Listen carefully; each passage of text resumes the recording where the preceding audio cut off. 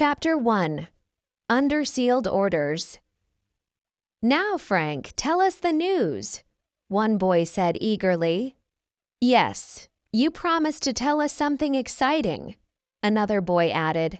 "Frank, you look so happy. What's going on?" asked the third boy.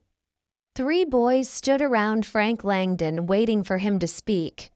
Frank smiled and laughed. "Okay, I'll tell you everything now," Frank said. "Sit down, everyone. Are you ready?" "We can't wait," said Bluff, whose real name was Richard Masters. "Tell us quickly," said Jerry Wallington. "Please go on," begged Will Milton.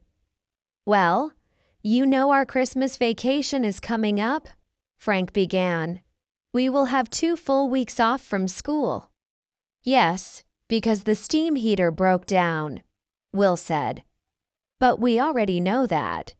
Tell us the big news." "I was thinking about what we could do during the vacation. Remember old Jesse Wilcox, the trapper?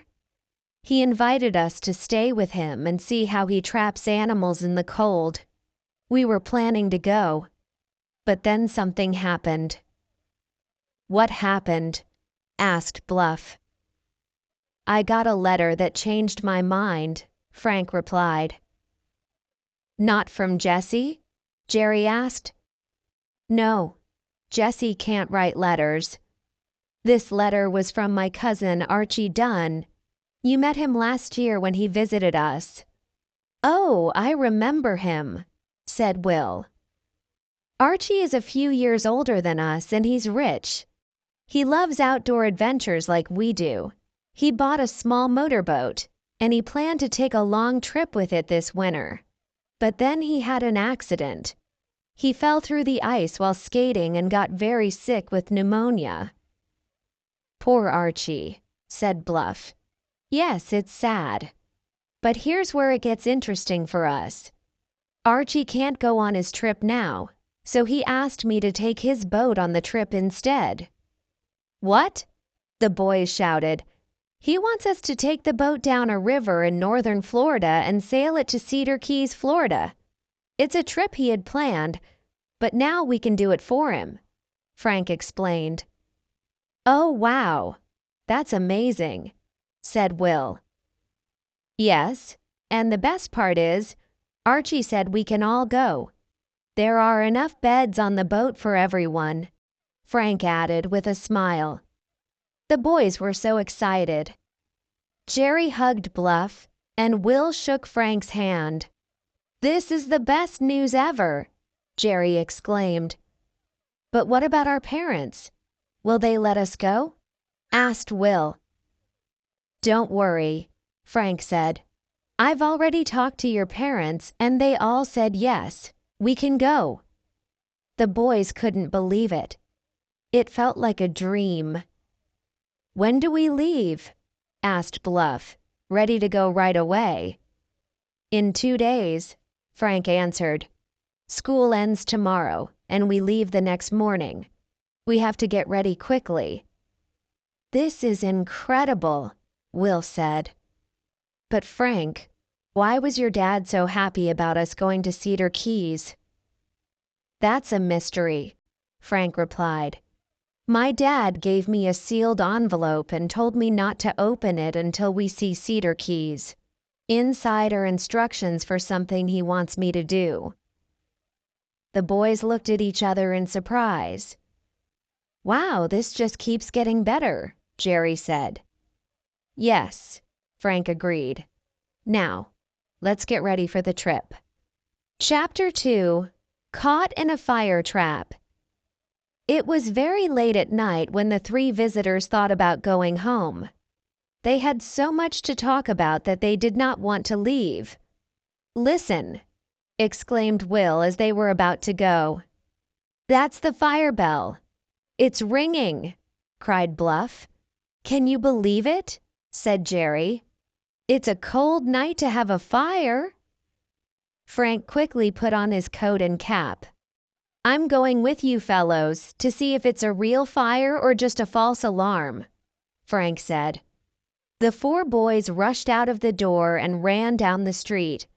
There was snow on the ground, and the air was very cold. "It's a real fire. Look, you can see the light and the smoke," said Will. "Hey, isn't that the square? And doesn't it look like the Sherman house is on fire?" asked Frank. "It sure does," replied Bluff. "That would be terrible. People might have to climb out in the middle of the night when it's freezing cold." "Hurry! Maybe we can help," said Jerry, who had a kind heart. They ran even faster. It was the hotel, no doubt about it.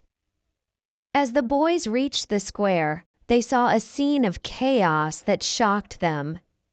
Smoke was pouring out of the lower windows of the big wooden building, and in some places, flames were starting to burn the dry wood.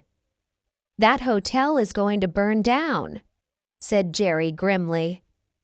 They saw people running out of the building, some of them in their night clothes, with blankets wrapped around them. Luckily, there were only a few guests in the hotel because most people visited in the summer. Loud shouts told them that the local fire company was coming with their fire engine. The chemical company might also come, but it was too late to save the hotel.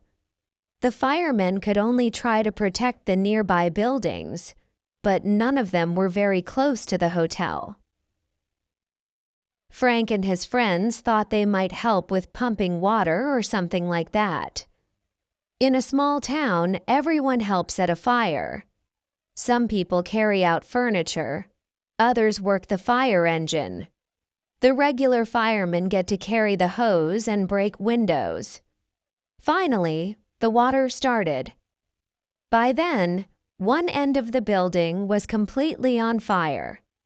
Everyone knew the hotel would be destroyed before the flames were out. The boys were standing near some people who had come out of the hotel. One of them was the hotel owner. He looked very upset as he watched his hotel burn, but he seemed relieved to know he had insurance. Just then, a man came limping over to the hotel owner. "Have you seen my brother, the professor?" the man asked, his voice shaking. "Oh, is that you, Mr. Smythe? Your brother?" "No, I don't remember seeing him. But I think everyone got out safely." "He must be around here somewhere," replied the hotel owner. "I've asked a dozen people and no one has seen him. I tell you, my brother is still asleep in his room and he's going to burn to death," Mr. Smythe cried. Jerry recognized Mr. Smythe. He was a very lame man who walked with difficulty. His brother, a famous balloonist, had been visiting him. But because of an illness at Mr. Smythe's house, the brother was staying at the hotel. No one could sleep through all this noise. "And we haven't seen anyone at the windows, have we, boys?" the hotel owner said. "You don't understand. My brother hasn't slept for several nights, so he took a strong sleeping powder before he left me tonight.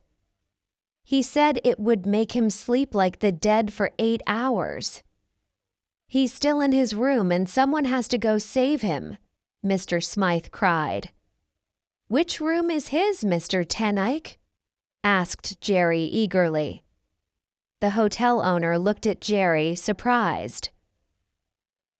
"See that window over there at the end of the house on the 3rd floor? That's his room. But the stairs must be on fire by now. It would be suicide to try to go up there," he cried. "Come on, Frank. Let's go check it out," shouted Jerry. He ran off, and Frank followed just as excited. Frank was usually a calm person who thought carefully before taking risks, but he knew that they had to take some chances if they wanted to save the sleeping balloonist. They looked into the front door. The whole place was on fire. "Get out of the way, boys, we're putting the hose in there," shouted one of the firemen as he approached. "No chance here," said Frank, backing away in despair. Jerry grabbed Frank's arm. "Come with me."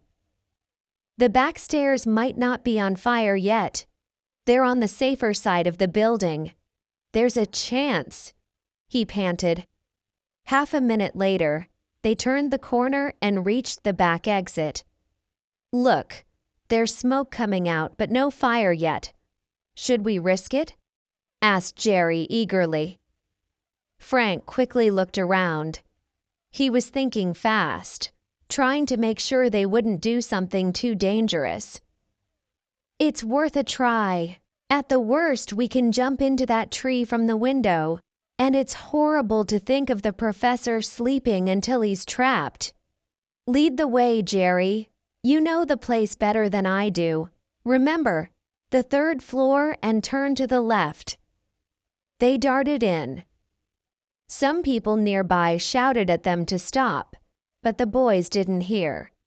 They were already rushing up the narrow stairs.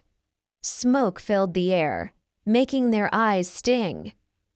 They had to rub their eyes often to see where they were going.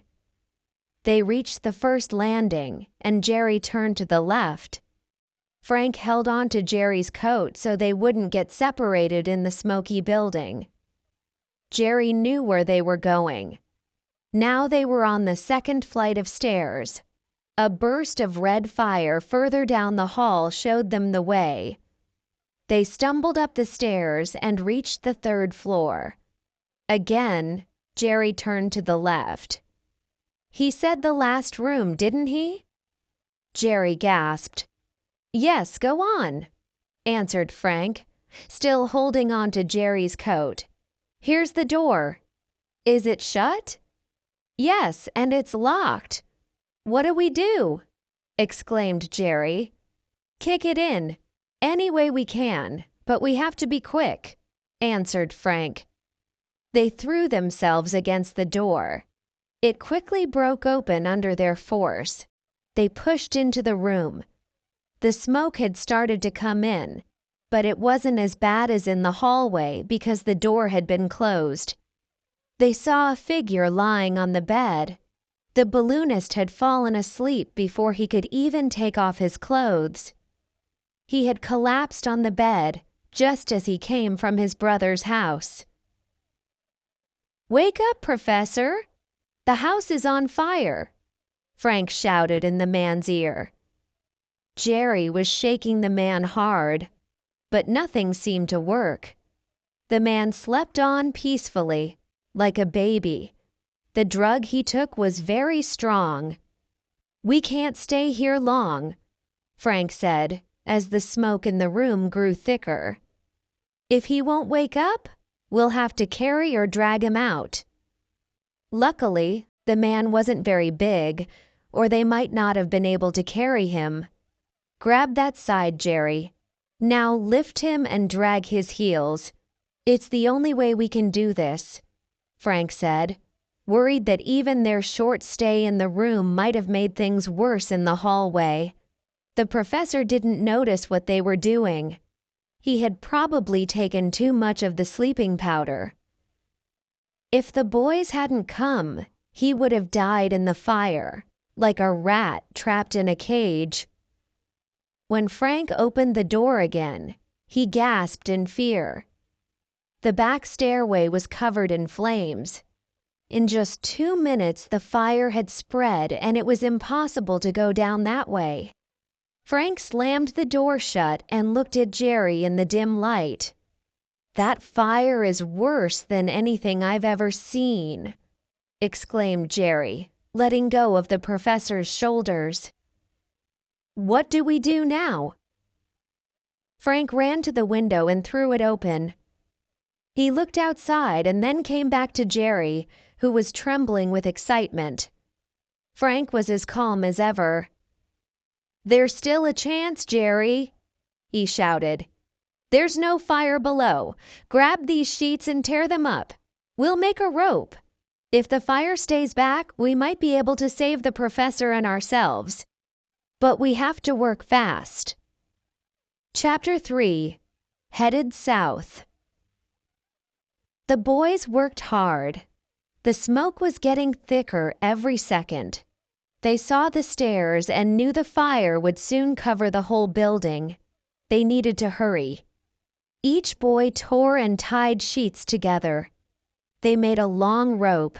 It might break, but Frank hoped the sheets were strong. There was no time to test the rope. Frank tied it around the sleeping man under his arms. "Help me lift him over the window," Frank said. The boys lifted the man easily. He was small and light. They lowered him out of the window. Frank hoped the fire would not get worse. If it did, the man might be in danger. People outside were shouting. Many voices cheered as the man came down the rope. "I hope the rope is long enough," said Jerry. "Hurrah! They caught him. He's safe," Frank shouted as the man reached the ground. They had almost used all the rope. Frank tied the end to the bed. "Jerry, climb out and slide down. Hurry, or we might lose our chance," Frank said. Jerry wanted Frank to go first, but he knew Frank was right. He climbed out of the window and slid down. Frank waited until he thought Jerry was safe. The rope was strong, but it could not hold both of them at the same time. Then Frank saw fire below. The flames were close to the rope. "Come down, Frank, quick!" he heard Will's voice shouting. The fire was very close to the rope. Frank did not hesitate. He slid down the rope fast. He passed the flames just as the rope started to burn. Frank was almost safe when he felt the rope break. He fell, but something caught him. It was the arms of his friends who had made a net. Frank was safe, but his hair was a little burned. The boys were happy to leave the crowd. They did not want to be carried around on people's shoulders. The man they saved thanked them. He said, "You saved my brother's life tonight. He works for the government with balloons and airplanes. He may help our country in a war. Tomorrow, he will thank you himself. Your mothers will be proud of you." The boys watched the hotel burn from a distance. They talked about it as if they were just watching, not involved. Yet 2 of them had risked their lives to save another. Bluff and Will were very worried while Frank and Jerry were inside. They cheered loudly when they saw the professor coming down the rope. The fire did not spread to other buildings. The firefighters worked hard to keep it under control. When the fire was out, the boys went home. They shook hands, showing how much they cared for each other. Frank and Jerry did not tell their parents about the rescue. But the next morning, the professor and his brother came to Frank's house. They told the whole story to Frank's father. Frank and Jerry blushed when they were praised. The professor said, "I'm going south too. It would be funny if we met again down there. I'm going to Atlanta with my balloon. If I can help you, I will." No one knew how strange their next meeting would be. All of Centerville heard about the boy's brave actions. Jerry's mother praised him and his father was proud. Jerry felt uncomfortable with all the attention. "Any boy would have done the same," Jerry said. "We were just lucky to have the chance." By afternoon, the boys packed everything. They were ready and waited for the trip. "No sleep for me tonight?" Jerry said. "You should try to sleep. Tomorrow night we will be on the train," Frank said. The boys knew about machines. Jerry had learned to drive a car, and Frank had learned about boat engines. 3 cheers for the Jessamine, Bluff said. The boys cheered loudly. That night they stayed with their families. They could not stop thinking about the fun ahead. They barely slept. Morning came with light snow. The boys gathered at the station. They were ready to travel south. As the train left, they waved goodbye to their friends and families. "Hurrah!" Bluff said as he sat down. "We're on our way to the greatest adventure of our lives." Chapter 4. Jerry meets trouble halfway. "Isn't she a beauty?" asked one of the boys. "It's the best thing ever on the water. We're going to live on her for 2 weeks." "We are so lucky," said Will. "I don't need cars or planes. Give me a nice motorboat. I wouldn't change places with King George." Frank said nothing but smiled. He was happy. He loved camping and cruising. He was excited to use the new boat. The boat was very modern. It had a hood in the front, like a car. The hood could cover the whole boat. When it was sunny, the hood could be pushed back. This would let the sunshine in. The boys traveled south without any problems. They stayed at a small hotel by the river. It was in northern Florida. The Gulf of Mexico was not far away. Jerry said he could smell the salt water. His friends laughed and said it was just the smell of the river mud. "I can't wait to see the Gulf," said Jerry. "I've always wanted to see it since I read about pirates there." "Listen to him," laughed Bluff. "He thinks he'll see old pirates like Blackbeard and Captain Kidd."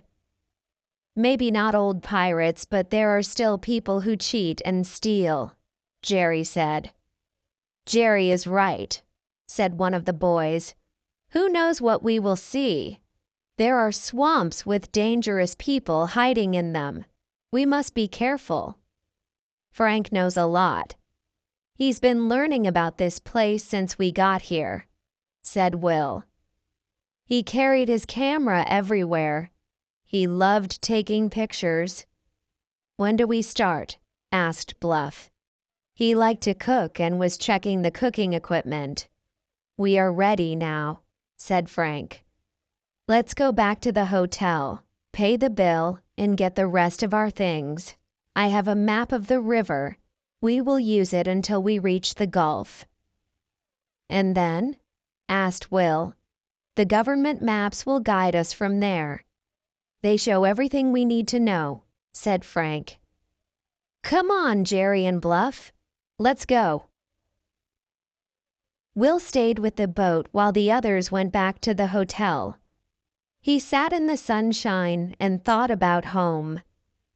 He remembered the fun times he had with his camera. Soon, his friends came back with the rest of the supplies. They quickly packed the boat. Frank checked the engine and started it. He wanted to make sure it worked. "If something goes wrong, we can use poles to push the boat down the river," he said, laughing. "All aboard for the Gulf," called Will. He stood by the rail, watching Jerry untie the boat. The engine started, and the boat began to move. "Ready, Frank?" called Jerry. The engine made a cheerful sound. "I hope the boat works as well as it looks," said Frank. A minute later, Frank was happy. "Let her go, Jerry," he shouted. The motorboat moved down the river.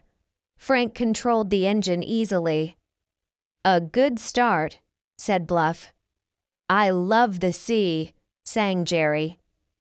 He climbed to the front of the boat to watch for any obstacles in the river. The river had many sharp turns. The current was fast, making it hard to steer. Frank was learning quickly. He watched everything carefully. Jerry sat on the front rail, enjoying the view. Will had his camera ready to take pictures. He wanted to capture the hanging Spanish moss on the trees. Frank told him to be patient. They would see plenty of moss later. Suddenly, the boat hit something hard. Frank turned off the engine quickly. Jerry flew over the rail and into the water with a big splash. He looked like a giant frog jumping into the river. Chapter 5. The First Campfire.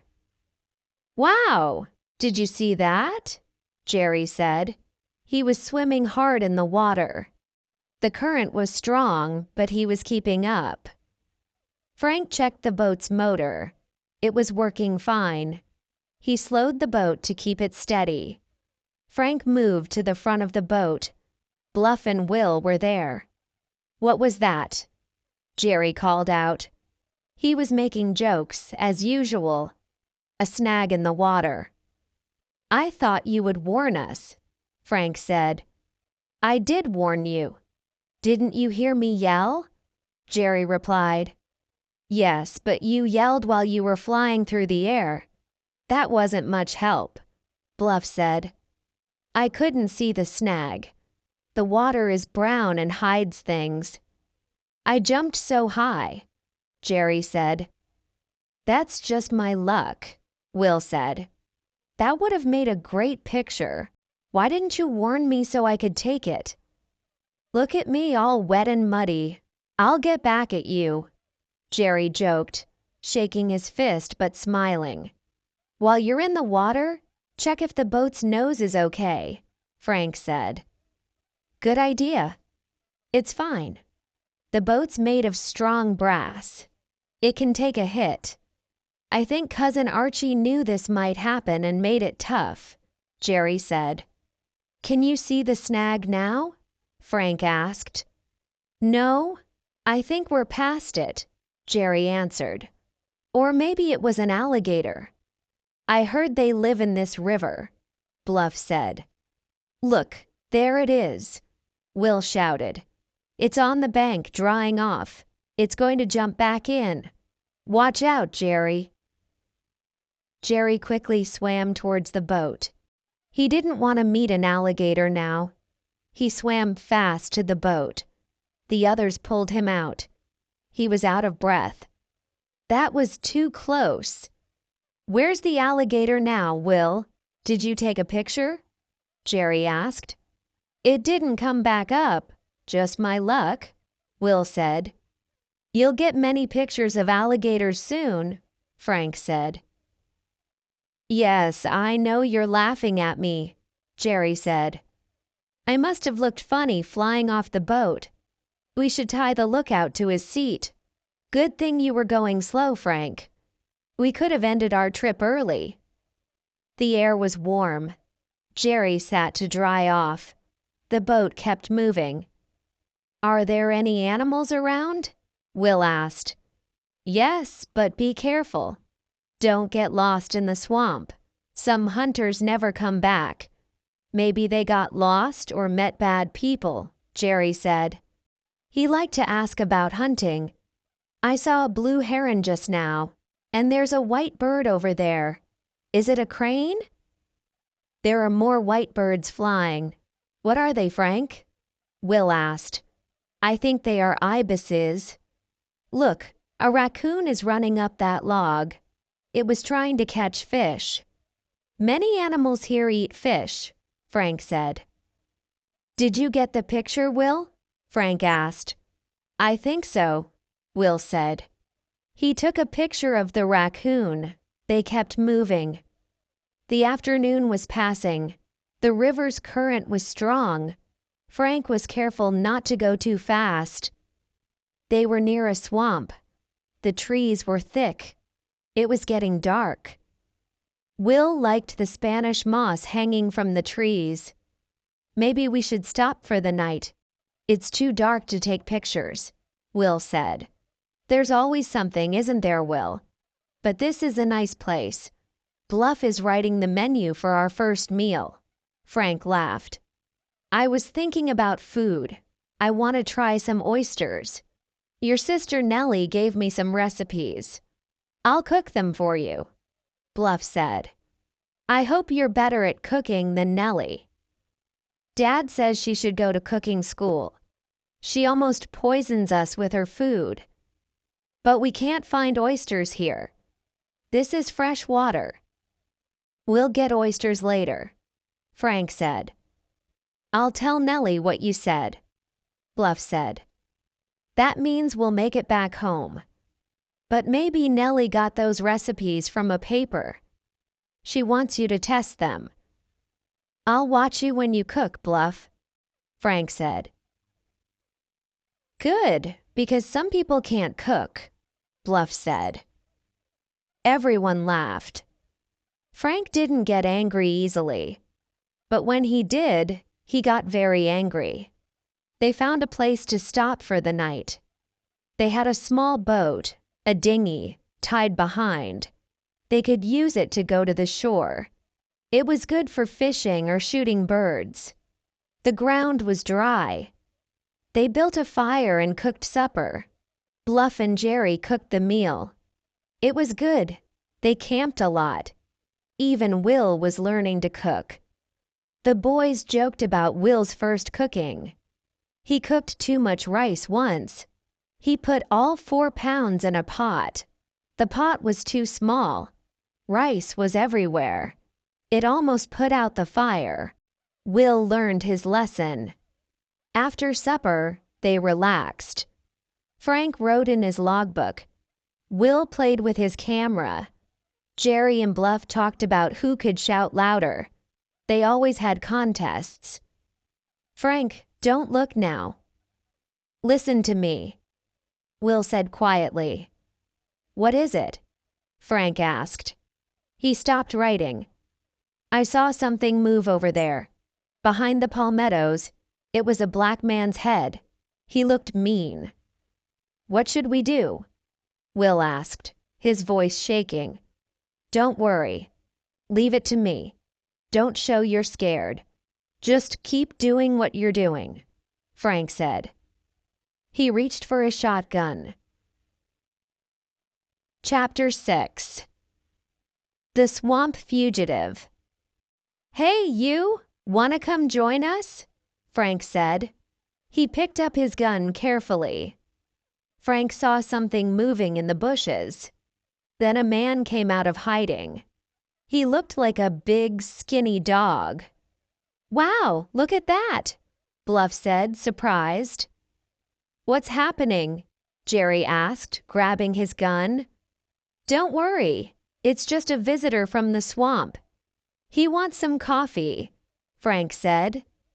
He wasn't pointing his gun at the man, but he was ready if he needed to be. The man's clothes were torn and dirty. He looked tired and hungry. The man stood up looking scared. He had been hiding for a long time and thought everyone was against him. Frank could see he was more scared than dangerous. What's your name and why are you here? Frank asked. The man looked hopeful. I'm lost in the swamp. I smelled your food and came closer. I didn't want to scare you.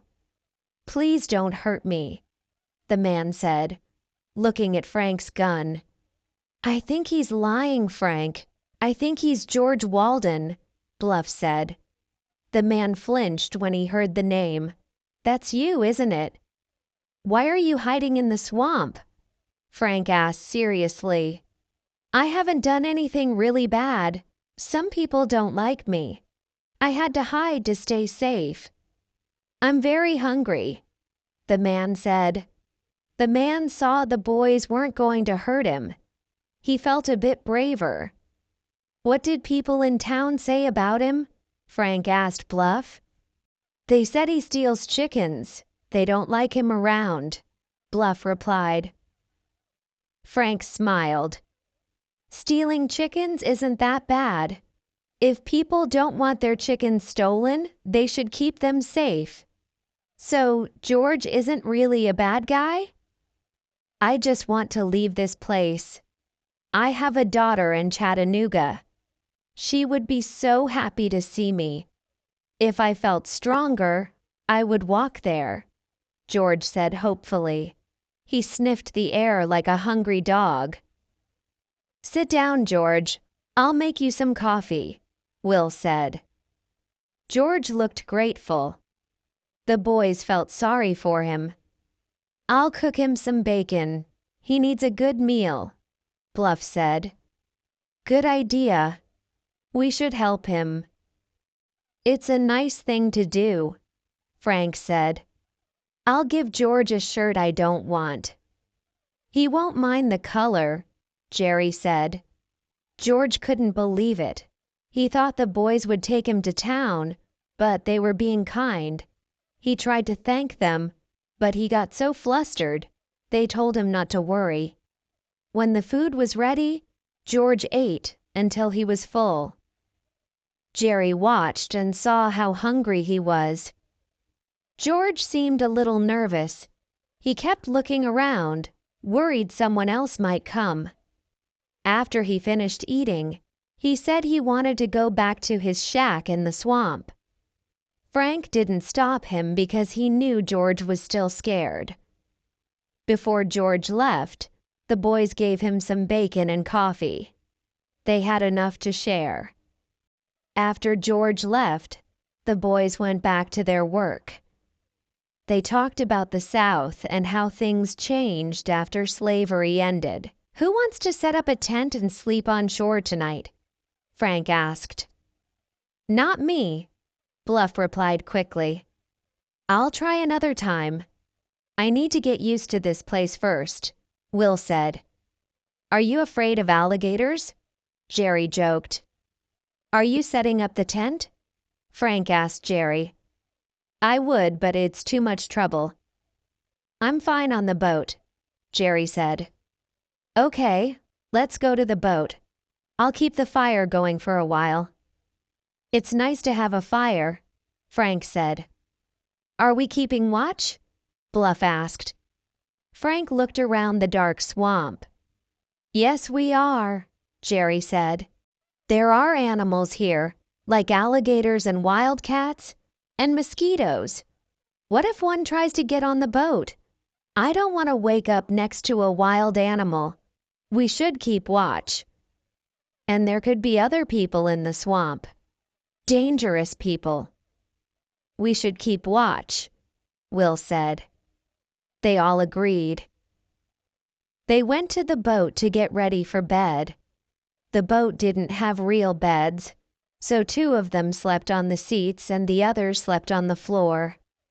If it rained, they could use a cover to stay dry.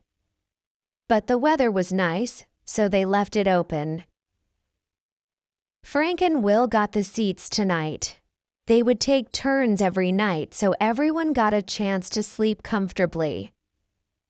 Will took the seat facing the shore. After a while, his friends fell asleep. He watched the fire and thought about many things. Then he checked his watch. It was time to wake up Frank. Frank took Will's place on watch. He wasn't expecting any trouble, but thought it was better to be safe. He watched the fire burn and thought it might still be burning in the morning. Then he saw something move in the shadows. He couldn't see it clearly. Something's crawling over there, he said to himself. He wondered if it was George coming back to steal. Or maybe it was someone else, more dangerous. Frank quickly decided to fire a shot over the person's head. That would scare them away without hurting anyone. He raised his gun, aimed high, and pulled the trigger. The gunshot echoed, and he shouted loudly. Chapter 7. A Florida Sheriff. 3 boys woke up quickly. They looked out from their blankets. Frank, what's happening? Bluff shouted. Someone took my camera, Frank said. Frank saw something moving near the boat. He laughed a little. Was it a thief? Did you shoot? Will asked, scared. It was a thief, but I didn't shoot. I wish I had, Frank said. Then it wasn't a person. Did it run away? Jerry asked. I shot above it. I thought it might be George coming back. Whatever it was, it jumped into the dark. I thought I heard it make a noise, but you guys were too loud, Frank explained. Maybe it was a bobcat, Jerry guessed. Maybe, Frank agreed. Could it be a panther? Jerry asked. I don't know. We'll check for tracks in the morning, Frank said. I always wake Frank too early. Nothing happens when I'm on watch. I'm unlucky, Will sighed. What would you do? Bluff asked. I would have taken a picture. I waited for 2 hours. I'm so unlucky, Will complained. You get lots of pictures. You just want them all. I'm going back to sleep. Wake me when you're tired, Frank. If it comes back, shoot it, Jerry said. I will, if I'm sure it's not a person, Frank replied. The animal didn't come back. Maybe the campfire smell brought it from the swamp, like it did Black George earlier. Jerry and Bluff took turns on watch. Morning came, and they were safe. Jerry brought a rifle. He and Bluff often argued about guns. Jerry, come here, Frank called. Do you need me? Jerry asked. Yes, you'll like this, Frank said. Jerry came quickly. What is it? He asked, looking down. Look here, is this a bobcat's paw? Frank asked, smiling. Wow. No, it was a panther, Jerry exclaimed. I think so, Frank replied. Don't you wish you shot it? Jerry asked. Yes, if I was sure. Maybe I'll get another chance, Frank said. Should we cook breakfast here? Will asked. Sure. We'll have to cook on the boat sometimes, but a fire is nice, Jerry replied. Frank agreed. They brought the cooking things ashore. They started making breakfast. I wonder how George is. Hey, we have visitors, Bluff said. They looked upstream. A boat was coming fast. Several men were in the boat. Are those bloodhounds, Frank? Will whispered. Yes, I think so. Maybe the sheriff is looking for George, Frank said. I hope not. I don't think George is bad, Will said. The men came ashore. The dogs had long ears and looked like bloodhounds. Morning. I'm the sheriff, and these are my men. We're looking for a bad guy. He robbed a cotton planter named Davis and hurt him. Have you seen him? The sheriff asked. The sheriff was tall and thin. He had a sharp nose and blue eyes. He looked like a Western marshal. Who is the bad guy? Frank asked. His name is Bob Young. His father was a minister, but he disowned him. He'll get caught one day, the sheriff said. He's white? Frank asked. Yes, the worst kind. Seen any sign of him? The sheriff asked. No. We had a hungry guy here last night. We fed him. He was Black George, the man chased out of town, Frank said. The sheriff laughed. We don't care about that guy. Let's go, boys. We've got to catch Bob. Good luck. Nice boat. The sheriff and his men left, disappearing under the Spanish moss over the river. I'm glad they're gone. He was scary, Will said. That's because you feel guilty. Jerry laughed. He would have looked good in our album, Jerry said. Why didn't I take a picture? You guys should have reminded me. He and those dogs would have looked great, Will said. Will grabbed his camera and walked away, upset. Soon they heard him calling. Frank, come here. I'm taking a picture of a big snake. Hurry up. Frank and Jerry ran over. Frank's face turned pale. He found Will kneeling and watching. Frank grabbed Will and pulled him back. "That's a rattlesnake! It's ready to strike!" Frank exclaimed. Chapter 8. "Will does it? Look at that snake!" Jerry gasped. He stared at the big rattlesnake. It was making a buzzing sound. Will thought the noise was a locust. "Shoot the snake, Jerry. You have your gun," Frank said. "Okay. Will, did you take your pictures?" Jerry asked.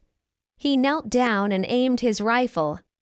"Yes, I took 3 pictures. The snake didn't like it. It moved its head at me." "I thought it might be a rattlesnake," Will said. Jerry fired his gun. "Stay back!" Jerry shouted. The snake's head was almost gone. It was no longer a danger. "I'll take the rattle for you, Will," Jerry said.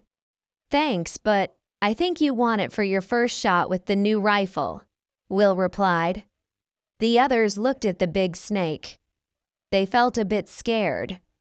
"How about keeping the skin for a belt?" Bluff asked. "You can have it if you take it off and dry it. But you don't like snakes." "I don't think you'll do it," Jerry said. "I'll try." "Nellie said she wanted a belt like that?" Bluff said. "Are we staying here today or moving on?" Frank asked. "I say stay. We won't see another swamp like this. I want to take more pictures." "I'll take the small boat and go into the swamp," Will said. "He's getting brave." Jerry laughed. "They'll get lost and we'll have to find him. Give him a compass and the old revolver, Frank," Bluff said. "Don't worry about me. I can take care of myself," Will said. He went to get ready, taking more film. "Be careful, Will. Don't go too far. If you're in trouble, shoot the pistol 3 times and we'll come," Frank said. "Do you have food?" Bluff asked. "Yes, I have everything. Goodbye, guys. Don't let anyone take the motorboat while I'm gone." Will laughed and paddled his boat into the swamp. He loved the view. Everything was so strange that Will forgot about other things. He saw many pictures he wanted to take. When the light was good, he took a photo. An hour passed. He didn't see any people, just alligators, raccoons, a possum hanging from a tree, and some birds. In the water, he saw many snakes. Frank told him to stay away from them. They were probably water moccasins. Their bite isn't as deadly as a rattlesnake's, but it can make a wound that never heals. Will thought he should go back. He took about 6 good photos and a few more. Suddenly, Will realized he didn't know which way to go. He had a compass and knew where north was, but he didn't know if the camp was east or south of him. "Maybe I am lost," he said, laughing. It didn't seem serious. Then he remembered he had the only boat. "If they want to find me, they can't. No one can move in this swamp without a boat, and the launch can't come here. I'll shoot a few times to find my way." He shot 3 times. Soon he heard shots back, but they were far away. "Wow. I didn't know I went so far," he said. He noted the direction of the sounds and started paddling. After half an hour, he stopped, tired and sweaty. "This isn't fun. I wonder if I'm close. I should try again." This time there was no answer. Maybe the wind kept his friends from hearing the shots. Will started to get scared. It was noon, and he was hungry. He ate the food he brought, thanks to Bluff's idea. Then he paddled more and got very tired. "This is serious," What if I spend the night here? I won't like that. Hello? What's that? It looks like a shack made of palmetto leaves. I wonder who lives there. Oh no. What if it's Bob, the man the sheriff is looking for? He felt like paddling away, but he needed help. He decided to check out the shack. He landed on a small island in the lagoon and moved toward the shack. It was the first one he saw made of leaves. Even though he was scared, he took a picture of the shack. He heard the click of the camera. Maybe someone else heard the sound and thought it was something else. Will didn't see the dark figure creeping toward him. As Will reached the shack, he was about to move some leaves to look inside. Suddenly, a heavy form fell on him, pushing him to the ground. Chapter 9. The motorboat and the prowlers. The young photographer was scared. He thought a panther was attacking him. He looked up and saw a man holding him down. "George," he said. It was the same black man from the night before. "Gory, is it you?" George asked, letting the photographer go and helping him up. "Yes. I got lost. I was taking pictures in the swamp," said the photographer. "Is this where you stay?" George was nervous. He thought the photographer was one of his enemies. He was planning to leave for Chattanooga. "I heard a sound like a gun. I'm glad it wasn't trouble from the town." "I'm going to Chattanooga to see my daughter," George said. "Can you take me back to my camp?" "I will give you more food and money," the photographer said. "I will help you," George agreed. "Wait, I want to take your picture first," said the photographer. "Will it hurt?" George asked, looking worried. "Not at all," said the photographer, laughing. He took the picture. "Will I see the photo?" George asked. "Yes. If you give me your address, I will send it to you," said the photographer. "Thank you," George said, smiling. The photographer got into George's small boat. George paddled him to the motorboat where the other boys were. "Look at that," said Jerry, seeing the photographer return with George. "Better than staying in the swamp," said the photographer. "George is honest. He will remember us," said Bluff. "I promised him more food and money," the photographer said. The boys gave George some extra food and money for his trip. "Thank you so much," George said. The boys said goodbye to George. "Let's move on," said Frank. "Why? We stayed here before," said Bluff. "I'm ready to leave. I got all the pictures I need," said the photographer. "We can find a better place to sleep," said Jerry. "Let's get the boat ready," said Frank. They packed up and got on the boat. The motor started and they moved downstream. Later they found a good place to stop and cooked dinner. That night, they took turns keeping watch. Will sat on deck but saw nothing. Bluff took over but became sleepy. Bluff saw something move in the dark. He looked and saw a stranger coming on the boat. Bluff remembered the sheriff was looking for a fugitive. Chapter 10. "Bluff's first gator! Don't move!" Bluff shouted. He sat up with his gun ready. The thief close by saw the gun and raised his hands. He gave up. "What's happening, Bluff?" Frank asked, coming up from below. The thief yelled and jumped over the side of the boat into the water. They heard a splash. "A thief tried to steal from us," Bluff said. "Was it George?" Will asked, worried. No, it was a white man. Look, he's swimming across the river, Bluff said. They saw something glowing in the water. Will thought it was an alligator. Bluff aimed his gun at the alligator. He fired. The thief yelled, thinking they shot at him. The water around the thief was churning. I hit it, Bluff shouted. The thief climbed out of the water, angry. Thanks for the shot, but you won't catch me, he said. The next morning, the sheriff and his dogs arrived. Have you seen my man? The sheriff called.